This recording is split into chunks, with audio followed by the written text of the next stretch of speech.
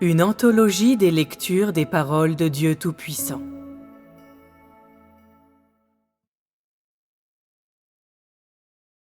L'œuvre de Dieu, le tempérament de Dieu et Dieu lui-même. 3.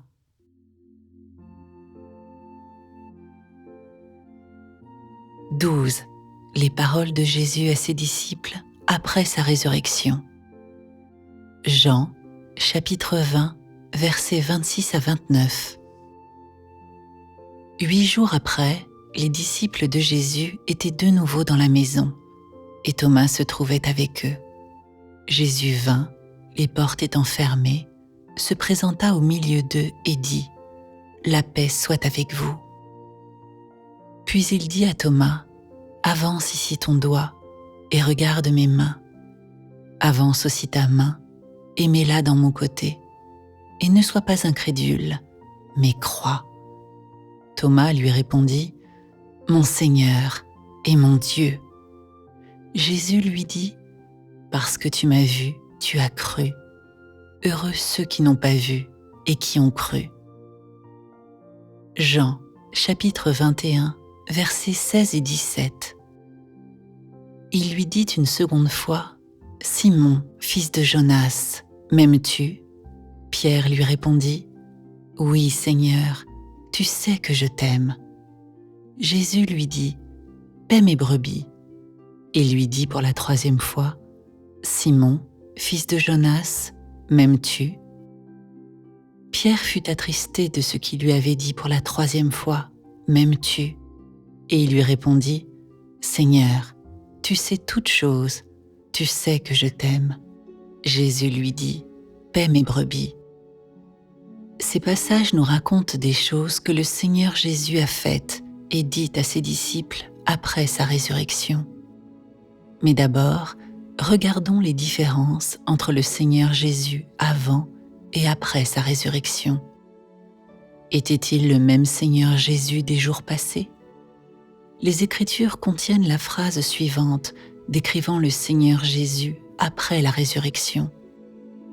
Jésus vint, les portes étant fermées, se présenta au milieu d'eux et dit « La paix soit avec vous. » Il est clair que le Seigneur Jésus, à ce moment-là, n'était plus un corps de chair, mais spirituel. C'est parce qu'il avait transcendé les limitations de la chair, et malgré le fait que la porte était fermée, il put quand même se joindre au groupe de gens et leur permettre de le voir. C'est la plus grande différence entre le Seigneur Jésus après la résurrection et le Seigneur Jésus vivant dans la chair avant la résurrection. Même s'il n'y avait pas de différence entre l'apparence du corps spirituel à ce moment-là et l'apparence du Seigneur Jésus d'avant, le Seigneur Jésus de ce moment-là était devenu celui qui semblait étranger aux gens, car il était devenu un corps spirituel après avoir ressuscité de la mort, et comparé à sa chair antérieure, ce corps spirituel était plus déconcertant et confondant pour les gens. Cela créa aussi plus de distance entre le Seigneur Jésus et les gens ont ressenti dans leur cœur que le Seigneur Jésus était devenu plus mystérieux. Ces compréhensions et ces sentiments de leur part les ramenèrent soudainement à une ère de foi en un Dieu qu'on ne pouvait ni voir ni toucher. Donc, la première chose que fit le Seigneur Jésus après sa résurrection fut de permettre à tous de le voir, de leur confirmer qu'il existait et de confirmer le fait de sa résurrection. De plus, cela rétablit sa relation qu'il avait avec les gens quand il travaillait dans la chair et quand il était le Christ qu'il pouvait voir et toucher. De la sorte, un résultat fut que les gens n'avaient aucun doute sur le fait que le Seigneur Jésus était bien ressuscité de la mort après avoir été cloué sur la croix. Il n'y avait pas de doute non plus au sujet de l'œuvre du Seigneur Jésus qui avait racheté l'humanité. Un autre résultat fut que le fait que le Seigneur Jésus apparut aux gens après sa résurrection et qu'ils purent le voir et le toucher, ancra fermement l'humanité dans l'ère de la grâce. À partir de ce moment-là, les hommes ne pouvaient pas retourner à l'ère précédente, l'ère de la loi, à cause de la disparition ou de la désertion du Seigneur Jésus, mais ils continueraient de l'avant, suivant les enseignements du Seigneur Jésus et l'œuvre qu'il avait accomplie. Ainsi, une nouvelle étape de l'œuvre dans l'ère de la grâce commença officiellement, et les gens qui avaient vécu conformément à la loi se séparèrent dès lors officiellement de la loi et entrèrent dans une nouvelle ère avec un nouveau début. Cela représente les multiples sens de l'apparition du Seigneur Jésus aux hommes après sa résurrection. Puisqu'il était un corps spirituel, comment les gens pouvaient-ils le toucher et le voir ? Cela est en lien avec la signification de l'apparition du Seigneur Jésus aux hommes. Avez-vous remarqué quelque chose dans ces passages des Écritures ? En général, les corps spirituels ne peuvent être ni vus ni touchés, et après la résurrection, l'œuvre dans laquelle le Seigneur Jésus s'était impliqué avait été déjà accomplie. Donc en théorie, il n'avait absolument aucun besoin de retourner parmi les gens dans sa forme originale pour les rencontrer. Mais l'apparition du Seigneur Jésus dans son corps spirituel aux gens comme Thomas rendit sa signification plus concrète et cela pénétra plus profondément dans le cœur des hommes. Lorsqu'il s'approcha de Thomas, il permit à Thomas le sceptique de toucher sa main et lui dit « Avance aussi ta main et mets-la dans mon côté, et ne sois pas incrédule, mais crois. » Ces paroles, ces actes n'étaient pas des choses que le Seigneur Jésus voulait dire et faire seulement après sa résurrection, mais c'étaient des choses qu'il voulait accomplir avant d'avoir été cloué sur la croix. Il est évident que le Seigneur Jésus, qui n'avait pas encore été cloué sur la croix, avait déjà une compréhension des personnes comme Thomas. Donc, que pouvons-nous conclure de cela ? Il était le même Seigneur Jésus après sa résurrection. Son essence n'avait pas changé. Les doutes de Thomas n'étaient pas nouveaux. En fait, il les avait toujours eus quand il suivait le Seigneur Jésus. Mais il était le Seigneur Jésus qui était ressuscité de la mort et qui était revenu du monde spirituel avec sa forme originale, avec son tempérament original et avec son entendement des hommes du temps où il était dans la chair. Aussi, il s'approcha d'abord de Thomas pour le laisser toucher sa côte, pour non seulement le laisser voir son corps spirituel d'après la résurrection, mais aussi pour le laisser toucher et sentir l'existence de son corps spirituel et se débarrasser complètement de ses doutes. Avant que le Seigneur Jésus ait été cloué sur la croix, Thomas doutait en permanence qu'il fût Christ et ne pouvait le croire. Sa croyance en Dieu était basée seulement sur ce qu'il pouvait voir de ses propres yeux, sur ce qu'il pouvait toucher de ses propres mains. Le Seigneur Jésus avait une bonne compréhension de la foi de ce genre de personnes. Elle ne croit qu'en Dieu au ciel, ne croit pas du tout en celui qui est envoyé par Dieu ou le Christ dans la chair et ne l'accepte pas. Afin de lui permettre de connaître et de croire en l'existence du Seigneur Jésus et qu'il était le véritable Dieu incarné, il laissa Thomas tendre sa main et toucher sa côte. Thomas doutait-il d'une manière différente avant et après la résurrection du Seigneur Jésus ? Il doutait constamment, et à part le fait que le Seigneur Jésus lui apparut personnellement dans son corps spirituel et permit à Thomas de toucher la marque des clous sur son corps, personne ne pouvait éclaircir ses doutes, personne ne pouvait faire en sorte qu'il les abandonne.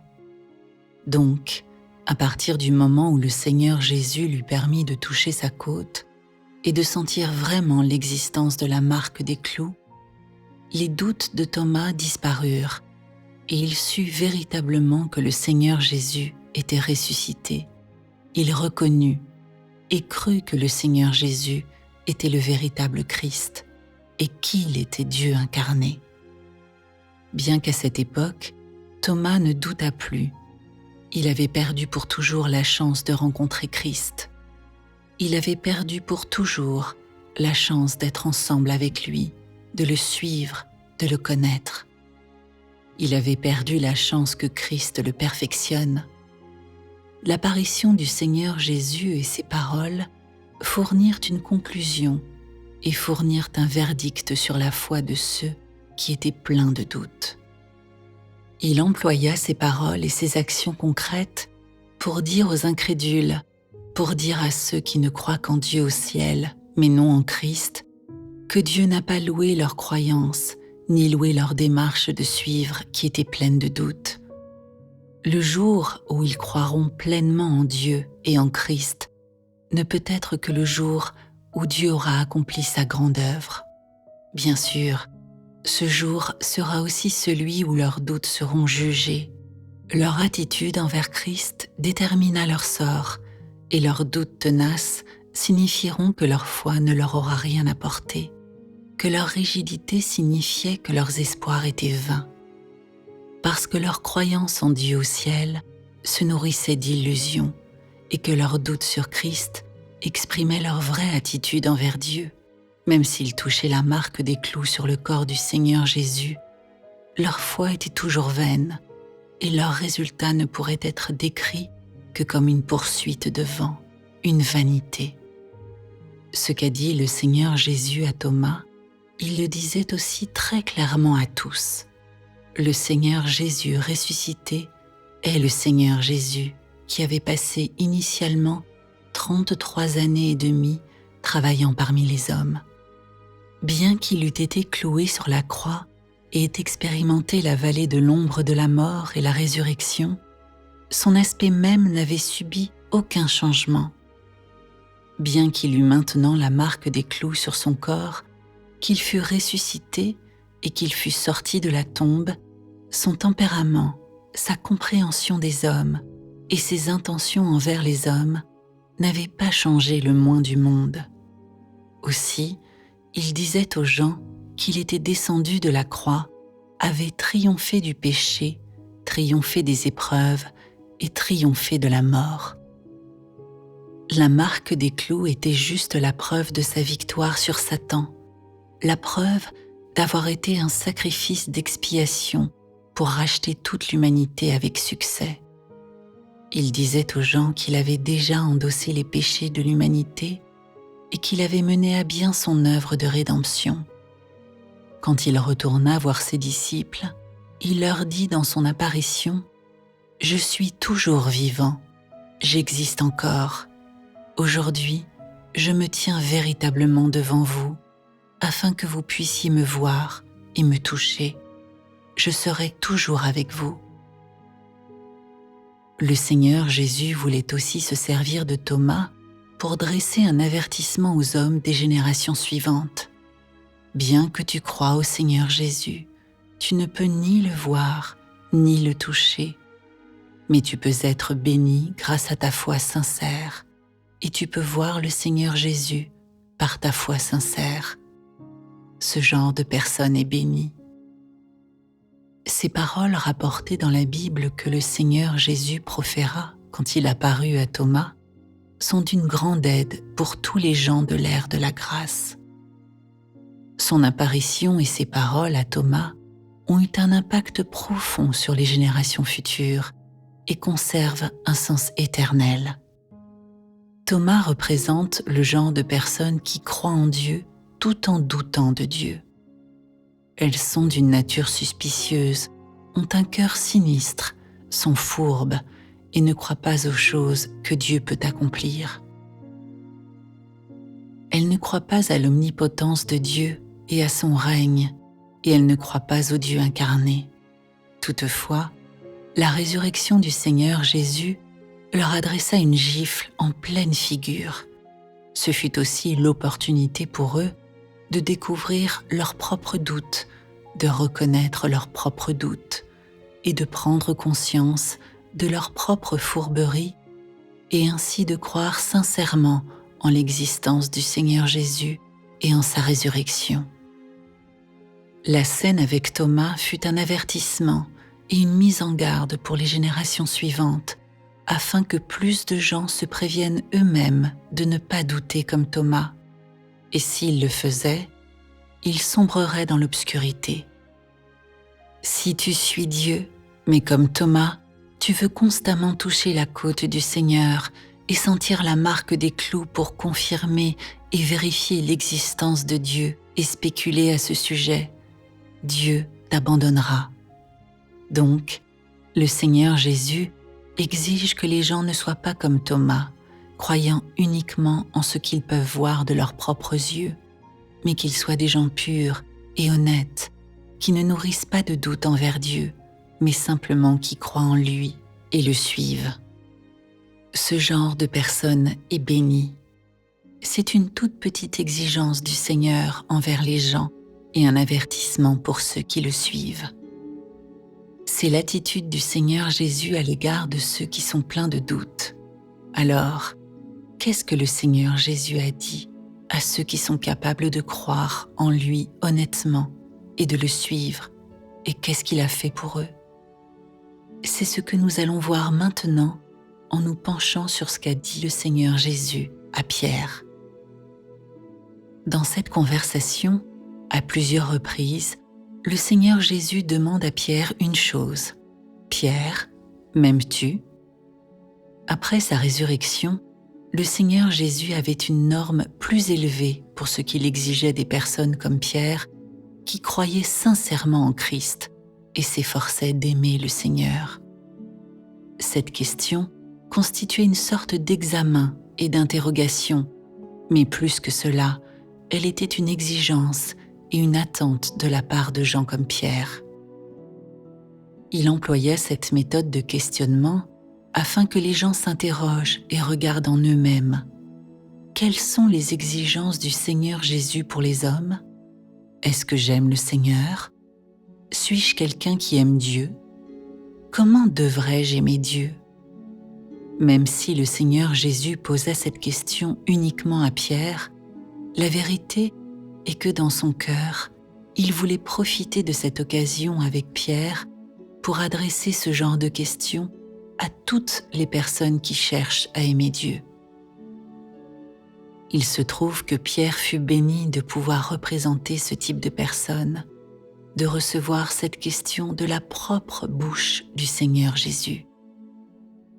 Comparé à « avance aussi ta main et mets-la dans mon côté et ne sois pas incrédule, mais crois », que dit le Seigneur Jésus à Thomas après sa résurrection, la question adressée à Pierre qu'il répéta 3 fois « Simon, fils de Jonas, m'aimes-tu » permet aux gens de mieux percevoir la sévérité de l'attitude du Seigneur Jésus et de l'impatience qu'il ressentait à ce moment-là.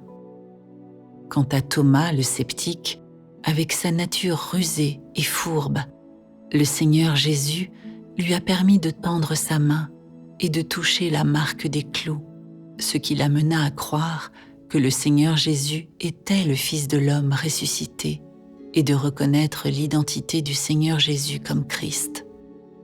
Et même si le Seigneur Jésus n'a pas réprimandé Thomas sévèrement, ni n'a exprimé verbalement aucun jugement sur lui, il lui fit savoir qu'il le comprenait à l'aide d'actes concrets, tout en affichant son attitude et sa détermination envers ce genre de personnes. Les exigences et les attentes du Seigneur Jésus de ce genre de personnes ne peuvent être perçues dans ce qu'il a dit, parce que les gens comme Thomas ne possèdent pas un brin de foi véritable. Les exigences du Seigneur Jésus les concernant s'arrêtent là, mais son attitude envers les personnes comme Pierre est très différente. Il n'exigea pas de Pierre qu'il tende la main pour toucher la marque des clous, ni n'a dit à Pierre « Et ne sois pas incrédule, mais crois ». Au lieu de cela, il répéta à Pierre la même question. C'était une question lourde de sens et significative qui ne peut pas éviter de provoquer du remords et de la crainte en tous ceux qui suivent Christ, mais qui laissent aussi sentir l'humeur préoccupée et triste du Seigneur Jésus. Et lorsqu'ils sont en grande douleur et grande souffrance, ils sont plus enclins à ressentir la préoccupation du Seigneur Jésus et son attention. Ils comprennent son enseignement fervent et ses exigences sévères des gens purs et honnêtes. Par la question du Seigneur Jésus, les gens comprirent que ses attentes vis-à-vis d'eux, révélées dans ces simples paroles, n'étaient pas qu'ils croient simplement en lui et qu'ils le suivent, mais qu'ils réussissent à avoir de l'amour pour lui, à aimer leur Seigneur, à aimer leur Dieu. Il s'agit d'un amour attentif et obéissant. Cela parle des humains vivant pour Dieu, mourant pour Dieu, consacrant tout à Dieu, dépensant et donnant tout pour Dieu. Ce genre d'amour consiste aussi à réconforter Dieu, à lui permettre de prendre du plaisir dans le témoignage et lui permettre d'être en paix. C'est le remboursement des hommes à Dieu, leurs responsabilités, leurs obligations et leurs devoirs, et c'est un chemin que les hommes doivent suivre toute leur vie. Ces trois questions constituaient une exigence et une exhortation faite par le Seigneur Jésus à Pierre et à tous ceux qui seraient rendus parfaits. Ce sont ces trois questions qui motivèrent et guidèrent Pierre à accomplir son chemin de vie. Ce sont les questions qui, au départ du Seigneur Jésus, poussèrent Pierre à entamer son chemin d'être rendu parfait et qui, grâce à son amour pour le Seigneur, l'amenèrent à être attentif au cœur du Seigneur, à obéir au Seigneur, à procurer du réconfort au Seigneur et d'offrir sa vie entière et tout son être grâce à cet amour. Pendant l'ère de la grâce, l'œuvre de Dieu était dédiée principalement à deux types de personnes. Le premier correspondait aux gens qui croyaient en lui et le suivaient, qui pouvaient respecter ses commandements, qui pouvaient supporter la croix et en rester au chemin de l'ère de la grâce. Ce genre de personnes pouvait gagner la bénédiction de Dieu et jouir de sa grâce. Le deuxième type de personne était comme Pierre, quelqu'un qui serait rendu parfait. Donc, après que le Seigneur fut ressuscité, il accomplit d'abord ces deux choses très signifiantes. Une était destinée à Thomas et l'autre à Pierre. Que représentent ces deux choses ? Représentent-elles les vraies intentions de Dieu de sauver l'humanité ? Représentent-elles la sincérité de Dieu envers les hommes ? Le travail qu'il fit avec Thomas fut de mettre en garde les gens de ne pas douter, mais de simplement croire. Le travail qu'il fit avec Pierre fut de renforcer la foi des personnes comme Pierre et d'avoir des exigences claires de ce genre de personnes, de montrer quel objectif elles devaient poursuivre. Après que le Seigneur Jésus fut ressuscité, il apparut aux gens dont il pensait que c'était nécessaire. Il a parlé avec eux et il leur a présenté des exigences, laissant derrière lui ses intentions et ses attentes à propos des hommes. C'est-à-dire qu'en tant que Dieu incarné, il n'était pas important que ce fût durant sa vie dans la chair ou dans son corps spirituel après avoir été cloué sur la croix et être ressuscité, sa préoccupation pour l'humanité et ses exigences vis-à-vis des gens ne changea pas. Avant qu'il ne monte sur la croix, il se préoccupait de ses disciples. Dans son cœur, il comprenait clairement la condition de chaque personne. Il comprenait les défauts de chacun. Et bien sûr, sa compréhension de chaque personne était la même après qu'il fut mort, ressuscité et devenu un corps spirituel qu'elle avait été quand il était dans la chair. Il savait que les gens n'étaient pas entièrement certains de son identité en tant que Christ, mais pendant son temps dans la chair, il n'avait pas d'exigence stricte envers les gens.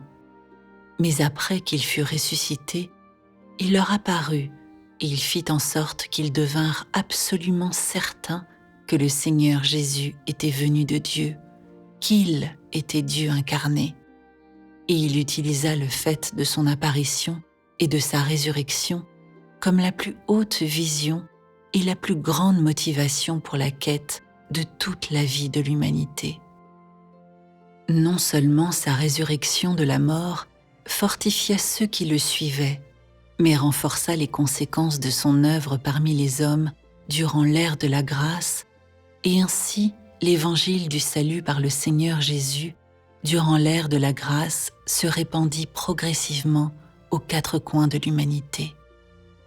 Dirais-tu que l'apparition du Seigneur Jésus après sa résurrection avait quelque signification? Si tu étais Thomas ou Pierre à cette époque, et que tu découvrais cette unique chose dans ta vie qui soit si significative, quelle sorte d'impact cela aurait-il sur toi? Verrais-tu cela comme la plus importante et la plus grande vision de ta vie de croyant? Considérerais-tu cela comme une motivation principale de ta fidélité à Dieu, t'efforçant de le satisfaire et de chercher à aimer Dieu dans ta vie? Voudrais-tu consacrer les efforts de toute ta vie à répandre cette vision plus grande que toute? Accepterais-tu comme commission de Dieu de répandre le salut du Seigneur Jésus? Même si vous n'en avez pas fait l'expérience, les deux exemples de Thomas et de Pierre sont déjà suffisants pour que l'homme moderne ait une compréhension claire de la volonté de Dieu et de Dieu. On pourrait dire qu'après que Dieu est devenu chair, après qu'il a personnellement vécu parmi les hommes et qu'il a expérimenté une vie d'homme, qu'il a vu la dépravation de l'humanité et la situation de la vie humaine, Dieu dans la chair ressentit plus profondément l'impuissance, la tristesse et la misère des hommes.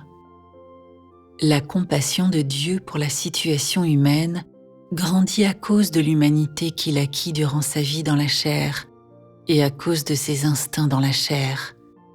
Cela le mena à une plus grande préoccupation pour ceux qui le suivent. Vous ne pouvez probablement pas comprendre toutes ces choses, mais je peux décrire le souci et l'attention de Dieu dans la chair pour chacun de ses adeptes avec ces mots. Préoccupation intense. Bien que ces mots viennent du langage humain et qu'ils soient une expression très humaine, ils expriment et décrivent précisément les sentiments de Dieu pour ceux qui le suivent. Concernant l'intense préoccupation de Dieu pour les humains, vous la ressentirez progressivement et en goûterez la saveur au cours de vos expériences. Cependant, cela ne peut être atteint que par une connaissance progressive du tempérament de Dieu, basée sur la quête d'un changement dans votre propre tempérament. L'apparition du Seigneur Jésus concrétisa son intense préoccupation pour ceux qui le suivent dans son humanité et l'a transmis à son corps spirituel, ou autrement dit, sa divinité. Son apparition permit aux gens d'avoir une autre expérience et un autre sentiment de la préoccupation et de l'attention de Dieu, tout en prouvant indéniablement que Dieu est celui qui ouvre une ère, qui met en œuvre une ère, et qu'il est celui qui termine une ère. Par son apparition, il renforça la foi de tous les gens, et par son apparition, il prouva au monde qu'il est Dieu lui-même. Cela fut une confirmation éternelle pour ceux qui le suivent, et par son apparition, il ouvrit aussi une étape de son œuvre dans la nouvelle ère.